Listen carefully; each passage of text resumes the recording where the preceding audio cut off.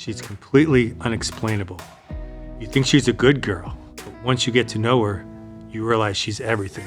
She's crazy, she's funny, she's honest, and you never know what she'll do next. Yay! Oh, thank you for coming back. We're so excited you came back. Today I have my favorite chiropractor here in Boca with me today. This is Dr. Robert Klein. I'm Tracy Bush Pate. And this is the Being Tracy. We've got the 12th podcast we're doing today. Welcome, Dr. Klein. Thank you for having me, Tracy. This is exciting. We've known each other for a while, and I can't wait to start talking and telling you all the good stuff. Well, tell our viewers now. I am with the American Chiropractor magazine. My father founded it 45 years ago, and now it's a family-run publication by my two brothers, my sister and I, and we know the best chiropractors everywhere because we mail to 50,000 chiropractors per issue, 13 issues a year. So when I was considering moving from Miami, and in Miami I saw a wide range of amazing chiropractors that if you are in an area and you need a good chiropractor, please reach out to me because I'd love to help you find one because I do know the best. And this is one of the best. And actually, I didn't know he was one of the best other than the fact that he was president of the Florida Chiropractic Association when I was at the Boca Raton Hotel one weekend. And I said to my brother, I said, Joe, I just feel like all the signs are telling me to move to Boca. And I said, just a minute, I'm going to go get an adjustment. And then this amazing doctor was right over there, and he introduced himself. I guess I was at the right place at the right time. This crazy blonde came up to me, can you adjust me? Can you adjust me? And I was like, sure, I have no problem adjusting you. I'm local. And we were talking, and she was saying she wanted to move out of Miami. And I said, do it. Come up to Boca. It's a great community. You meet a lot of great people. It's totally different than Miami. And I've been here 28 years in Boca, and it's been the best.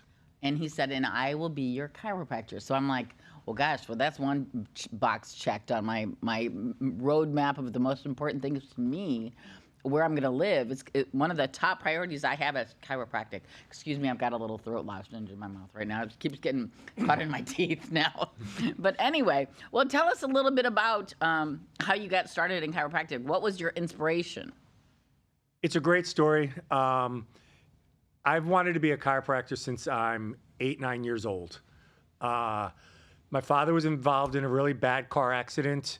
My father was my coach, scout master, very active in my growing up. He was involved in a car accident, and he couldn't do any of the activities because of the pain.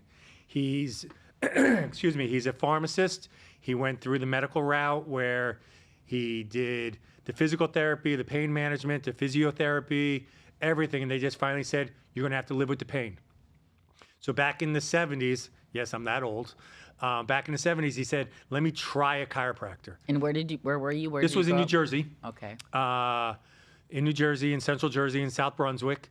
And he tried a chiropractor, and he was able to do everything that he was prior to the accident. And I said, at 8 or 9 years old, I want to be a chiropractor. And all these years later, I'm still doing it, still loving it. Wow, that's amazing. So that was your inspiration. I mean, did you know right then? How old were you? 8, 9 years old. 8 or 9 years old. And right then you're like, I'm going to be a chiropractor. Yep. That's it. I saw his chiropractor. I watched what he did. And he was able to get people better without drugs and surgery. And where did you go to school? Chiropractic school. I went to school in Chicago. National College of Chiropractic is what it was. Now it's National University of Health Science. They changed the name a little bit, but I was there for 4 years doing my chiropractic training. And then I came straight down to Florida back in 1995 and loving it.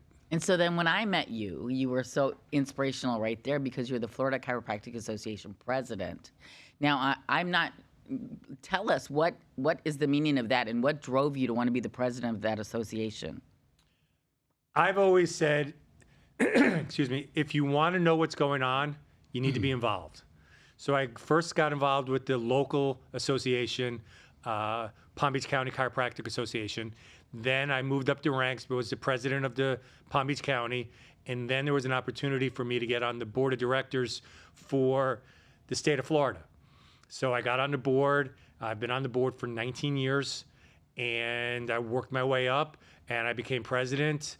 And I go up to Tallahassee every year to talk to the politicians to make sure that the laws are in favor of chiropractic and we're not written out of things. If you want to get something done, you need to be involved with it. And I want to be involved, so I worked my way up. Being president of Chiropractic Association was an amazing year.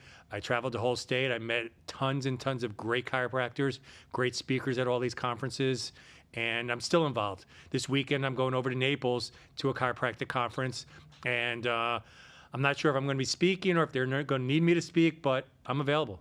Wow, that's amazing. So Florida Chiropractic Association is actually one of the largest associations in chiropractic. The fact that it says Florida, like all of the associations have, all of the states have associations, but for the Florida Association how did it get so big? I mean, is it because there are so many chiropractors in Florida? No, actually, we don't. Florida doesn't have the most chiropractors. There's California, New York, Texas. There's a lot of other states. But the Florida Chiropractic Association started back in the 1930s, and it has grown to be the biggest association nationally. We have the conferences. We have one in Orlando every August, which is considered the national conference, where we have more doctors, more vendors, more speakers than any other conference nationally. And we just put on a great show. We're there for the people and for the chiropractors of the state. You definitely are. Yeah, you definitely are amazing for chiropractic. Other states try to mimic what we do. They ask us, how do you do this? What do you do?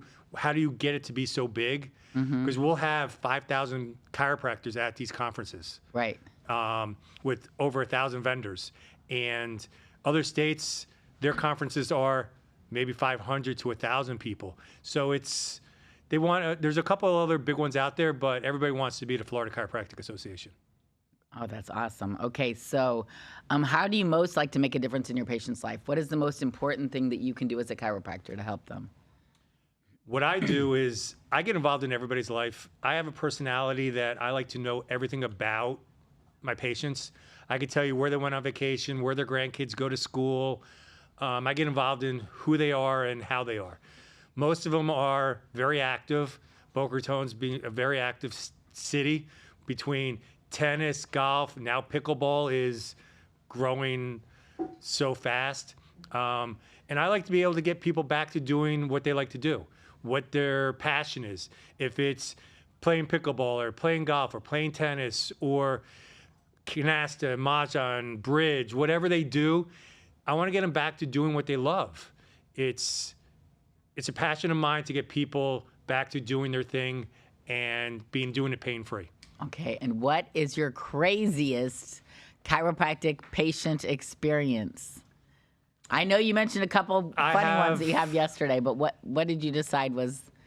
I have a lot of crazy experiences from A to Z. You can go anywhere on the internet, and I've probably seen it, done it. But my craziest experience as a chiropractor, I was in Costa Rica. I was whitewater rafting down the river. We got stuck in one area. We had to spend the night. We didn't have any food. So the guide and I walked up to one of the other campsites, and I'm adjusting the guides, the whitewater rafting guides, for food and for drinks in the middle of the rainforest in Costa Rica. That's one of the craziest. I've adjusted people on the golf course. I've taken the best story that I have is how I've changed one gentleman's life. He was suffering from migraines every month, on medication every day, and I was doing a procedure about 15, 20 years ago where it was called manipulation under anesthesia, where we had a medical doctor, an anesthesiologist, myself, and an assistant. The anesthesiologist and medical doctor would put the patients under anesthesia, very mild anesthesia for about 10, 15 minutes. I was able to stretch them and manipulate them. And in the last 15 years, the gentleman has not had a migraine headache since. So That's I've changed incredible. his life. Yeah. I've gotten him, I get a little emotional sometimes, but I've changed his life. He doesn't take the medication anymore. He doesn't have the headaches. He's able to be more productive. So that's probably one of my highlight stories where I've changed people's lives. Yeah, for sure. Now, on the lighter side, because you're getting a little emotional, maybe we can talk about one of the funnier stories. One of my funnier stories. You really want me to go down that route? Okay, Tracy. I've had some patients that have had some, let me backtrack. I have a lot of different therapy in my office. I do anything from lasers to shockwave to I have an underwater treadmill. I have the stim, the hot packs. I'm a therapy junkie. I like to have all the latest and greatest technology. So I have lasers in my office. Therapeutic lasers, not that are going to do skin peels or take tattoos off. These are to penetrate the skin, to hit the cells, to increase circulation, increase cellular growth, decrease pain, decrease swelling. So I had one gentleman who had some sexual difficulties, and he heard that the laser may help him with his performance. And so I was using the laser on him, and he was able to perform a lot better with his girlfriend. So I was able to help him. Wow, really? How many treatments did that take? With him, it was a little bit more severe because it had some more nerve damage, but it was about 12 to 15 visits, and he was able to perform like a 18-year-old again. Wow, that's amazing. So I've had some crazy things over the 28 years of practicing here in Boca. Yeah, that's amazing. Treating anybody from the janitors to the CEOs of Fortune 500 companies. So. Well, and the thing is that people don't even know how much chiropractic encompasses. Oh, You know, it's not just snap, crackle, pop. You know, it's like all the things like you're talking about, lasers. You know, I do a lot of therapy. I have a physical therapist in my office as well. So we do the adjustments, the manipulation. We do the muscle stim, the hot packs, the ultrasound. We have lasers, vibration plates, treadmills. We have all the weights. We have TRXs. We have the underwater treadmill. We have the shockwave, which is the new technology that's out there now that was used for breaking up kidney stones when you'd sit in a tub of water and they'd send shockwaves into this tub to break up the kidney stones to help you pass them. The company's out of Switzerland, and they decided to let's see what we can do for the muscles. So they started changing the technology a little bit. They started working on different muscles, and now I work on trigger points, tennis elbow, golf elbow, plantar fasciitis. I'm getting rid of all of that without having to be on pain medication, without surgery, and it's just amazing how I can get people back to living their lives. Wow, that's amazing. Well, I'm so glad you finally came in to meet my following here and absolutely Being Tracy podcast, and this is the best chiropractor that I found here in Boca. So you're going to get his contact information at the end here, but I think it might be. Is that what time it is? Is it blog time? It's blog time. I think it might be blog time. All right. Well, today I was going to share a blog about one that I'd written before about how the body just knows when you're going through things, you know, because sometimes you'll have pains come up, right? But then I had an instance happen to me yesterday, and people have been talking to me more about having my blogs vocal, which I guess that's called a vlog. Can someone help me here? I think it's called a vlog. Yep, a vlog. Anyway, if I guess just talk about it, I think it's called a vlog, not a blog. Am I right? Well, anyway. Sure, we'll go with that, Tracy. Yeah, sounds good to me. I looked it up. It's in my next podcast. Okay. I'm going to talk about it in my next podcast. But anyway. So anyway, I always like to get to the salon early when I go to the nail salon. So this is a little something that happened to me yesterday when I went to go get my nails done at the nail salon, which I love. Which, by the way, your nails look great. Thank you. Thank you. Well, they did a great job. Nail and lash and nail there on Federal Highway, 150 Federal Highway. But anyway, I always call because they always, you know, I don't like to go in and have to wait. right? So I got in there, and right away they got me seated to get my pedicure, and so I got my pedicure. And I had this instance happen to me yesterday where I didn't tell you about this, but an opportunity for me to go to Cuba came up. Awesome. Yeah. Yeah. No, I saw you. I didn't know you were going to Cuba. Well, listen. So You're like a world traveler. Yes, I am a world traveler. Anyway, so this opportunity came up, and I'm talking to my friends about it. So I'm sitting there getting my nails done, got my earphones in. She's doing my pedicure, and I'm talking real quietly, But I mean, you hear my voice; it's deep, and I think it carries. Just a little bit. A little bit. Ben, do you think my voice carries a little bit? Oh, you got a nice voice. You got a nice, loud voice. Strong voice. Strong voice. A powerful woman, powerful voice. Exactly. That's what Woman you that have. knows what she wants kind of voice. But I was Exactly. like not sure. I wanted to talk to my friends and see what they think about me going to Cuba, or just see if they have any input, So then I call one of my friends. She's not there. I called another friend, talked to her. And there's another woman sitting next to me getting her feet done too at the same time. And then I guess it's her granddaughter next to her. And so then my nails get done. Just had a little conversation with one of my friends. And then I get up to go to sit at the next table to get my manicure. Now, if you're a woman, you know what this is like. I go to the next place to get my manicure done.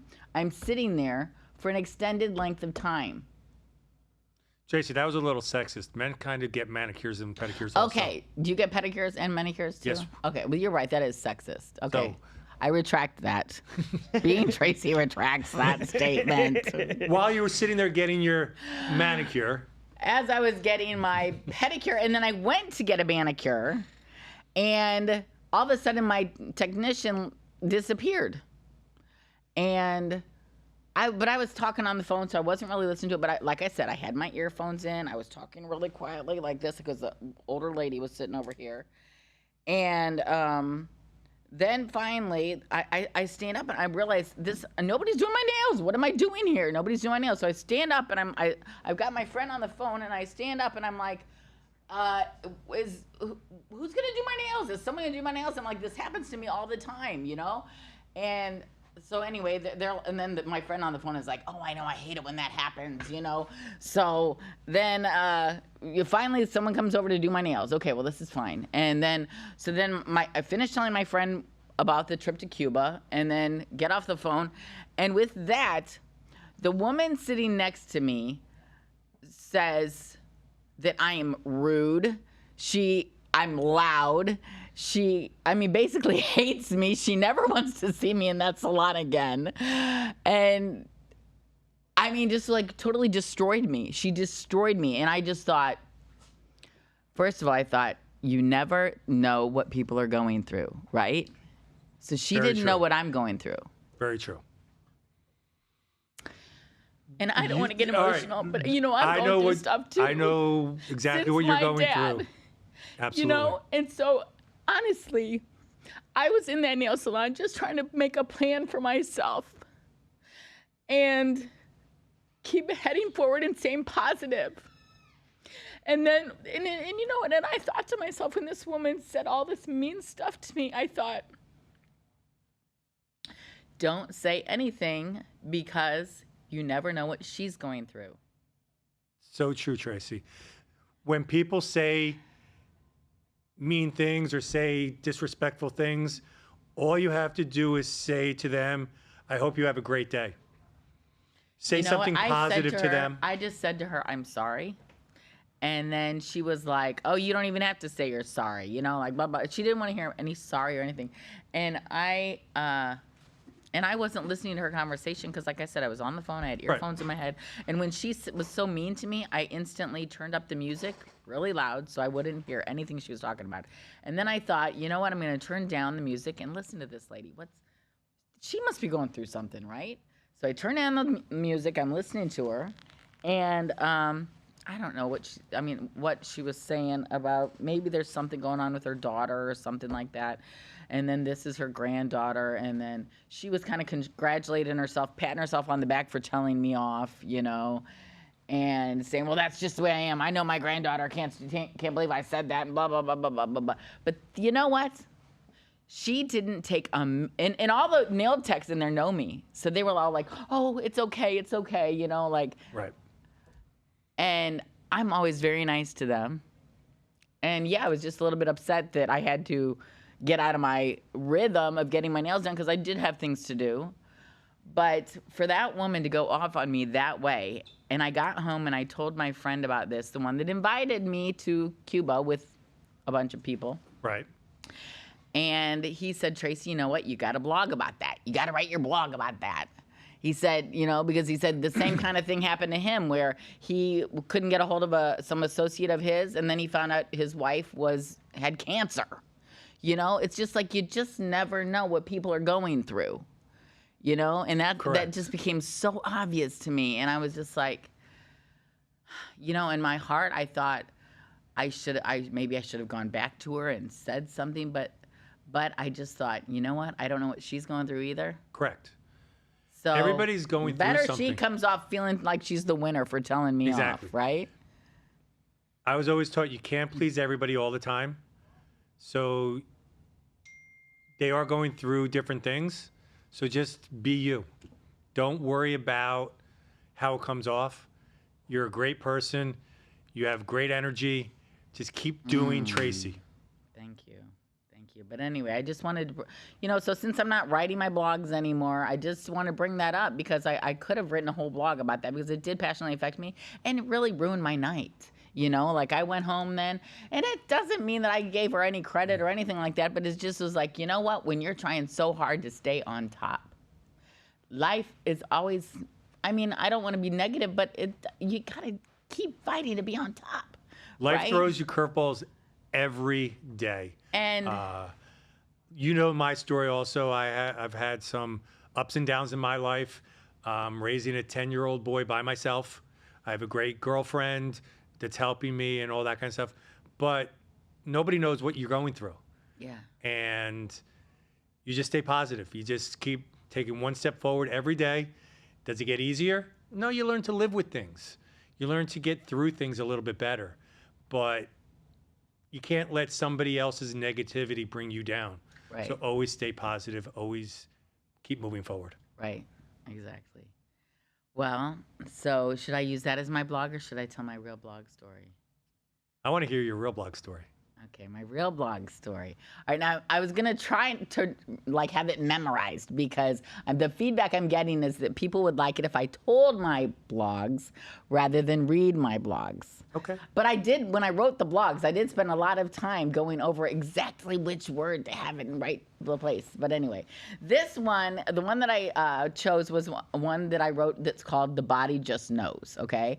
And I'd written it about this man that I dated that I used to call in my blogs Richard Branson. But as people would do during the course of dating, I ended up having to change his name to Mr. French. Do you remember that show Family Affair that had Mr. French on it and he was the butler? I'm going to say no. You don't remember old, that? But I don't know Mr. You don't French. remember that? Well, this I'll guy. have to look that up. This guy. Oh, you're an American. How can you not remember Family Affair? Am I older than you?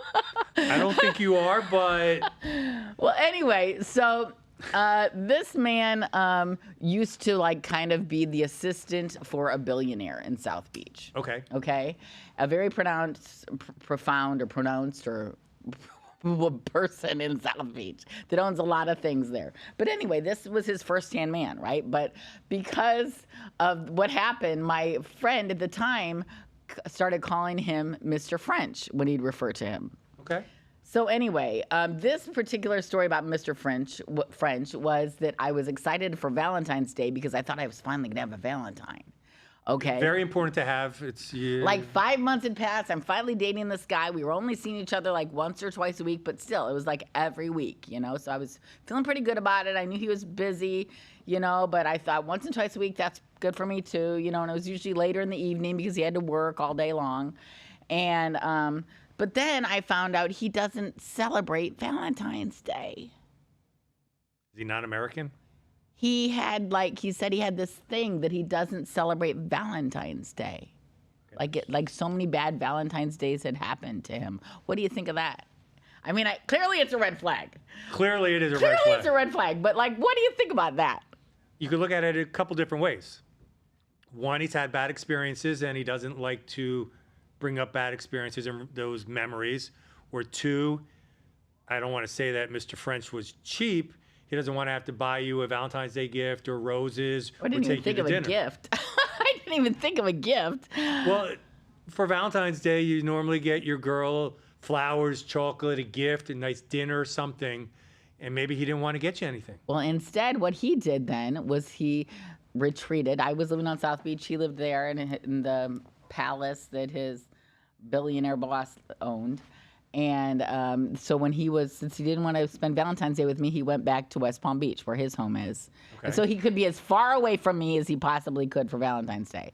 So with that, I did what my mom always taught me to do. And she said, when you don't feel good, you got to look good because you can only feel as good as you look. So my mom always taught me that you know what? Pick yourself back up. It's Valentine's Day. Get yourself dressed up as nice as you can. I took myself out to Smith and Walensky, and I ended up taking an Uber to Miami, and I ended up having a great time, and I met some nice people. That's awesome. Okay, and then what happened after that was all of a sudden and he'd always been saying that he wanted to take me on a cruise, but then the timing was never right.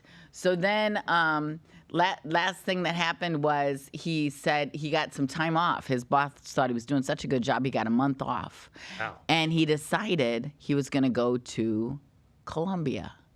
He was going to go backpacking through Colombia. And so that's kind of the ending of our relationship was me running into him at the airport as I was heading off to a chiropractic conference He's for the gonna American backpack. Chiropractor magazine. He shows up in like these nicely shined shoes, his backpack, which ended up being like some like pull suitcase kind of a thing, Anyway, and what I started to remember was that ever since I returned from New York City, which was to go to that chiropractic conference, the same weekend that Mr. French traveled to Colombia, strange arm pain started on the side of my body. Metaphysical meaning for pain in the right side of your body is problems with a man. I don't know if you know that. I didn't know that. I ran into him at the airport as he was backpacking. And then after that, he started doing all these FaceTimes to me, like as he's in Colombia setting up shop. And nothing was going on yet. He starts FaceTiming me, like wanting to go to sleep, FaceTiming me. And I'm thinking, why didn't this guy just invite me to go to Colombia with him, Which would have made more sense. That would have made more sense. But anyway, he had other motives, I guess. But anyway, one night I told him, look, I said, I hoped we weren't just fuck buddies. And his response was, why? What? I thought you said you just want to have fun. And to him, my response was, yes, I want to have fun, but I don't just want that. I like to do all sorts of fun activities outside of the bedroom as well. And I said, wow, this surprised me. Mr. French, who has been married 3 times, doesn't think he can have fun in a monogamous relationship. Okay, so I noted that. Okay, and so then when I was reading over this blog again, it brought up the idea of monogamous, which that seems to be something right now that's kind of going around in my life. I'll tell you the end of the story. I'll tell you. Well, I ran into this guy this weekend that I'm going to call him Mr. Coffee because I met him at the coffee shop. Oh, Mr. Coffee. And I keep running into him everywhere. It's really weird. I'm running Okay. into him everywhere. I met him and his girlfriend at the coffee shop. I have Mr. French, by the way, just so is a little reference. That's, There's Mr. French. Okay, now I know Mr. You French. found him. There Are he you going to is. bring up Mr. Coffee also? I wish I could. I can't bring up Mr. Coffee, but Wasn't that a coffee maker back in the day? Mr. Coffee. That's Mr. Coffee. That's what I'm going All to right. call him. He said to me a few times, he said to me, and I don't put this in your podcast. He's actually said that to me, but But you're doing it anyway. I'm Here he just going to comes, call here him he comes. Mr. Coffee. He just won't go away because I keep running into him. And one of the last times I ran into him, he said, well, look, my girlfriend lives far away. We can just be friends. And then he kind of did one of these emojis like this, And I said, look, I'm not going to be the girl that's friends with benefits with Right. you. That's just not me. I said, what's in it for me? I said, I'm much more valuable. Look what I have to offer. I'm not going to be anyone's side chick right? Ooh, Yeah, you I don't like even it. want to be somebody's second. I'm not going to be someone's second. I'm not going to be No. someone's side chick. So anyway, I ran into him again Sunday. I was out by myself, and it was really weird. I went to this place in Boynton Beach called Two Georges. I You go been there all the time. Well, it was awesome. I loved it. But I walk in, and this guy is sitting right there, Mr. Coffee. And I go over to him and I'm like, wow. I'm like, I can't believe we keep running into each other. And he said the same thing. And then we sat down. We had a really nice time. We talked for 2 hours. And over the course of those 2 hours, he brought up the idea that he thinks it's better to go to a swingers club than to cheat on his girlfriend. Isn't that kind of the same? I don't know. That's why I'm bringing it up. I'm just asking you because I mean, Well, I didn't I'm know not this for would- that. I didn't know I'm that not for that at all. I didn't know the conversation was going to go this direction, but I never know what's going to come out of your mouth, Tracy, and I can handle this. So I like that. That was great. going to a swingers club without your girlfriends and without her knowing Well, I is think still that- cheating. I think maybe I think maybe they go together. I think maybe that's it. They go together. They may have an open relationship. That's maybe it. It could be. Yeah. But it's not my cup of tea. Not me either. And he kind of sat there trying to make me feel bad about that. Like there's something wrong with me. Like trying to justify it. And I was like,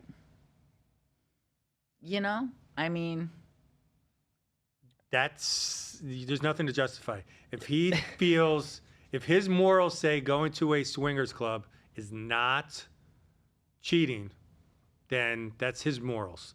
You may have different morals or different ethics. yeah. So you stand by your morals and your ethics. that's- and let Mr. Coffee go. That's what I thought. I was gonna say Yeah, that's kinda the Time to same switch thing. to tea. time to switch it up a little. Maybe decaf. all right. Or a Cuban coffee or something. Well, so then my blog went on. Maybe this guy, Mr. French, isn't fun in a relationship, but I am. I want someone who wants to have fun, make love, fuck, travel, sport, laugh, play games, watch movies, whatever, but who also likes to have me there.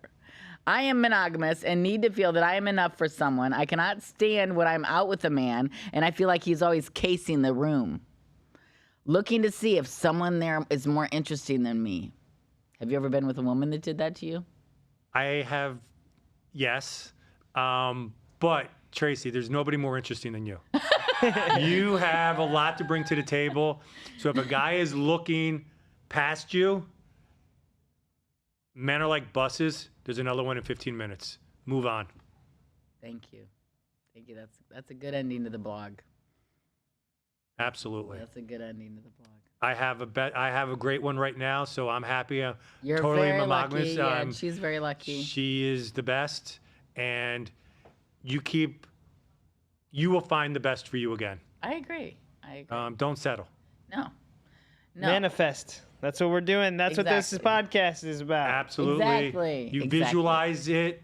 Don't visualize Mr. French. Don't visualize Mr. Coffee.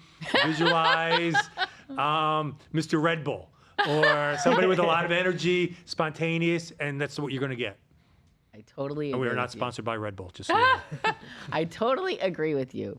Okay, well, with that, I think it might be time for my real estate minute.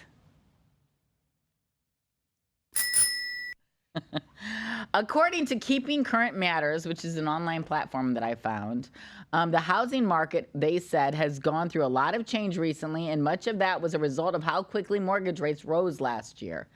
This was on something that I was looking to see what it looks like they're going to be coming around 2024, what they're predicting. Okay, now as we move through 2023, there are signs that things are finally going to turn around. Home price appreciation is slowing from the recent frenzy. Mortgage rates are coming down. Inflation is easing, and overall market activity is starting to pick up. All of that's great news for the housing market this year. Bottom line is, if you're thinking about making a move this year, a turnaround in the housing market could be exactly what you've been waiting for. Work with a local real estate professional to learn about the latest trends in your area. And my name is Tracy Bush Pate. I'm with Keller Williams Worldwide. And if there's anyone out there that needs to find something in residential, in commercial, anywhere in the United States is where I specialize. I can help you find the partners that are best to help you, that are the most educated at what you're looking for. And so my number is 561-245-4000, and you need to ask for Tracy Bush-Pate or leave me a message and I'll give you a call back.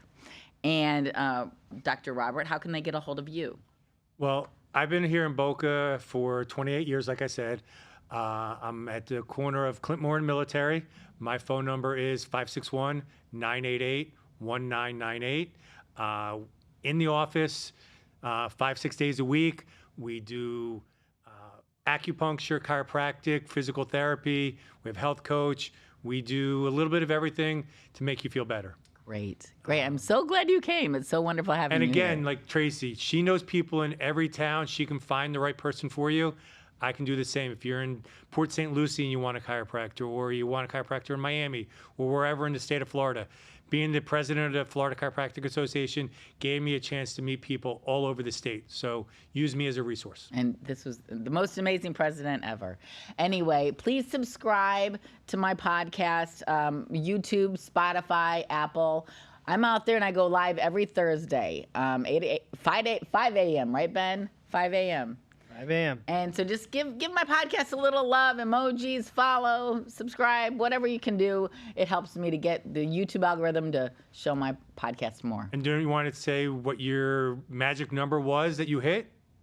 My magic number? How many people you're up to? My Being Tracy page today is over 1 million. Reaching over 1 million. Now, if you remember, before I got hacked, I was reaching over 6.5 million. So I'm coming back. You're working your way back up. I'm coming back. You hit the 1 million mark, which is huge. Yeah. So anyway, things are good. And please also, you can follow me on my Being Tracy page, which is www.facebook.com/Being Tracy. Perfect. And there are also opportunities for support if there's anything like that I can help you with, if you're interested in getting more exposure. Reach out to me. Awesome. Tracy, thank you for having me today. It's been a lot of